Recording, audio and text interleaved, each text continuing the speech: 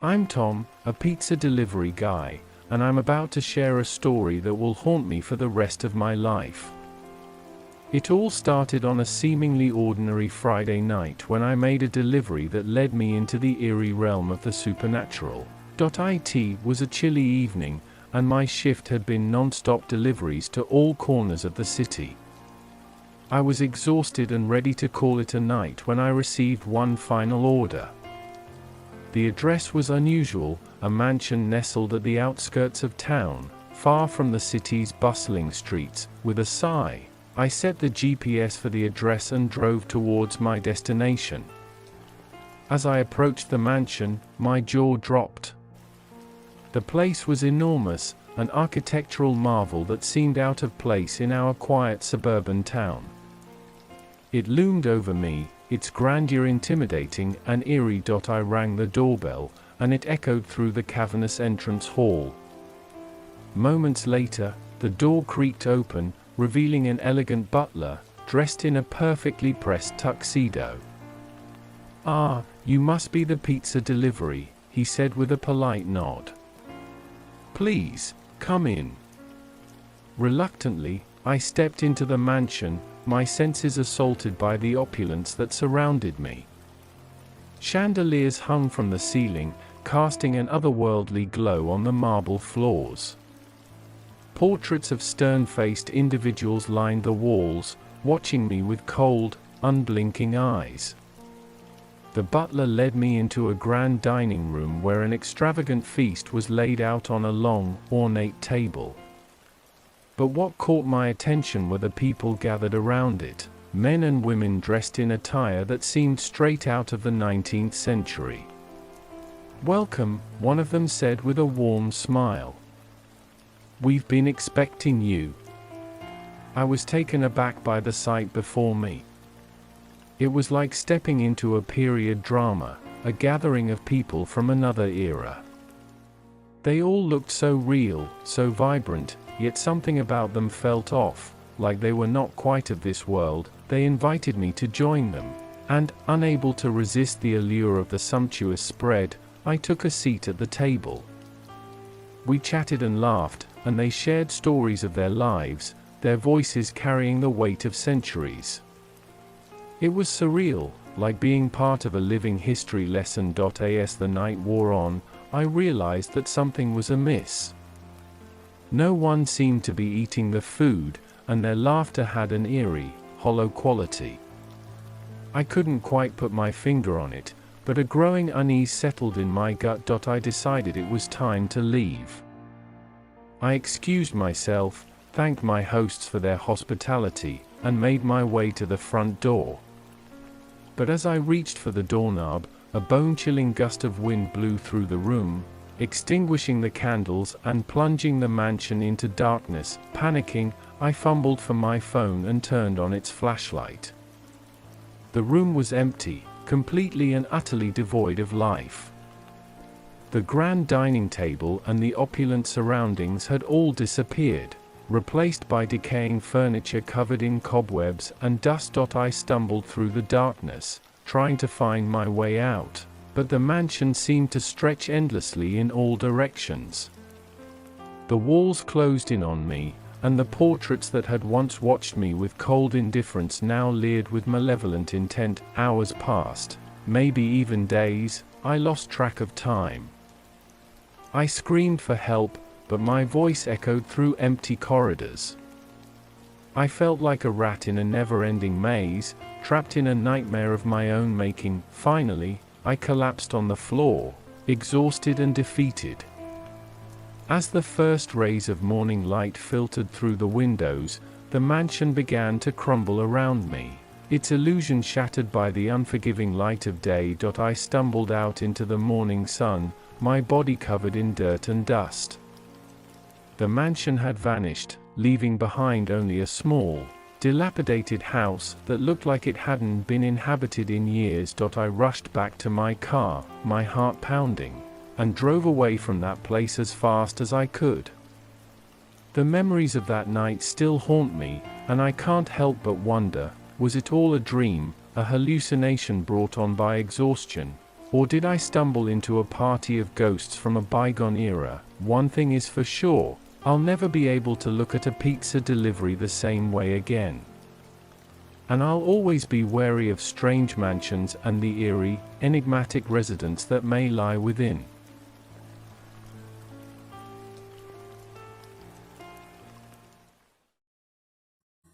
I'm Mark, a pizza delivery guy with my fair share of strange stories from the job. But one night, I found myself in a situation that went far beyond strange. It was downright horrifying. It was a gloomy Friday night, and the rain was coming down in torrents. My phone buzzed with another delivery request, and I sighed. It had been a long, tiring shift, and I was ready to call it a night. Little did I know, the next delivery would take me to a place I'd never forget. The address was unusual, a rundown apartment building on the outskirts of town. The building looked like it had seen better days, and it had an eerie, abandoned quality to it. My instincts told me to turn back, but my empty wallet pushed me forward. I parked my car and grabbed the pizza box. As I made my way to the entrance, I couldn't shake the feeling of being watched. The rain drummed on the pavement, and the only sounds were my footsteps echoing in the desolate hallway. I reached apartment 203, the designated delivery address. Before I could knock, the door creaked open on its own, revealing a dimly lit room. A chill ran down my spine as I hesitated on the threshold. Something felt terribly wrong. "Hello?" I called out, my voice barely louder than a whisper. No response. I cautiously stepped inside, my eyes scanning the dimly lit room. The apartment was in disarray, furniture overturned, shattered glass on the floor, and a sickly, sweet smell hanging in the air. It looked like a scene from a horror movie. I was about to retreat when a raspy voice came from a shadowy corner. "You brought the pizza." My heart pounded as I saw a figure emerge from the darkness. It was a man, but he looked like he had been through hell and back. His clothes were torn and stained, and his eyes held a haunted, distant look. "Yes, I have your pizza," I stammered, extending the box toward him. He snatched it from my hand and tore it open with his teeth, devouring it ravenously as if he hadn't eaten in days. I backed away slowly, my fear growing with each passing moment. "Who are you?" I finally managed to ask. He stopped chewing for a moment and looked at me, his eyes filled with despair. "I used to live here, before they came." "Who came?" I pressed, my curiosity overcoming my fear. He pointed to a door at the end of the hallway, his voice trembling. "The children. They were taken, and now they're back." I turned to look at the door, and a shiver ran down my spine. I had to see for myself. I approached the door, my hand trembling as I turned the knob. The room beyond was pitch black, and an otherworldly chill emanated from it. As I stepped inside, my flashlight revealed a sight that would haunt my nightmares for years to come. The walls of the room were covered in drawings, disturbing, childlike drawings of twisted figures, distorted faces, and scenes of unspeakable horror. And in the center of the room, a circle of children stood, their eyes empty and vacant, their hands outstretched toward a dark, swirling vortex that hung in the air. I couldn't move. I couldn't breathe. I watched in terror as the children chanted in unison, their voices a haunting, dissonant melody. And then, one by one, they turned to look at me, their eyes filled with malevolence. I ran for my life, slamming the door behind me and bolting out of the apartment building. I didn't stop until I reached my car, my heart pounding in my chest. I never reported what I saw that night. Who would believe me? But the memory of those children, And the haunted apartment still lingers in the back of my mind. I don't deliver pizzas to strange addresses anymore, and I certainly don't go into dark rooms in creepy apartments. That night changed me, and I'll never forget the horrors that lurk in the shadows of our world, waiting for the unsuspecting to stumble upon them.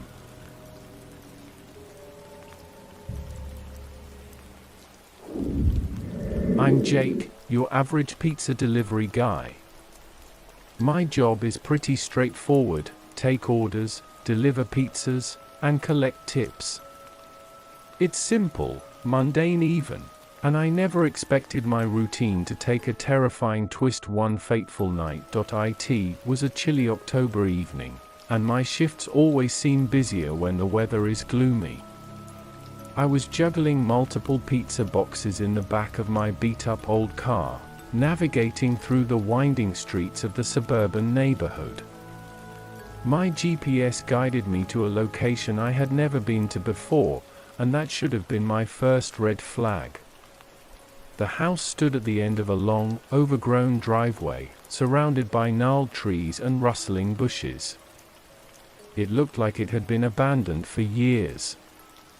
The windows were cracked, and the paint was peeling off in eerie, ghostly tendrils.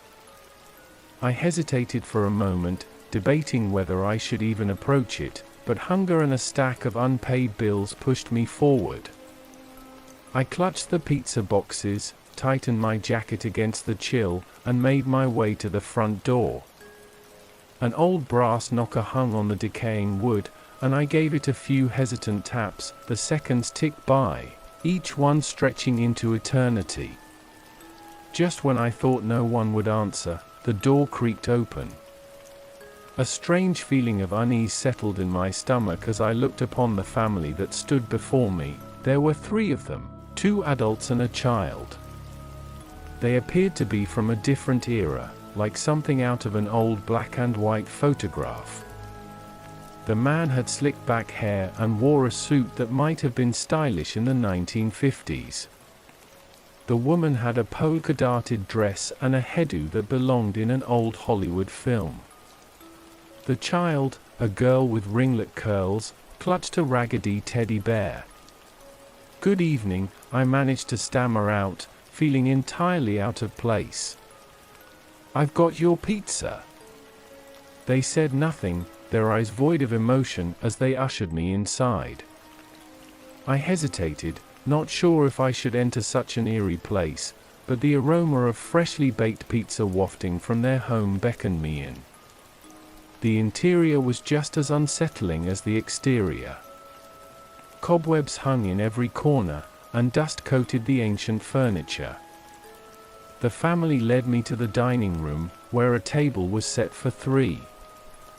It was then that I noticed something odd. Their plates and utensils were covered in a thick layer of dust, as if they hadn't been used in decades. I shrugged off the strange feeling and began to unpack the pizzas onto the table.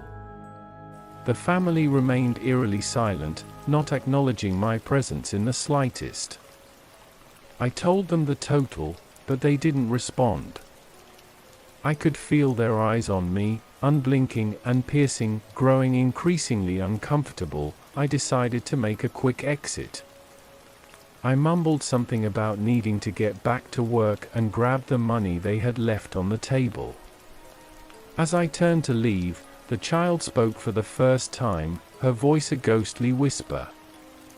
"Wait."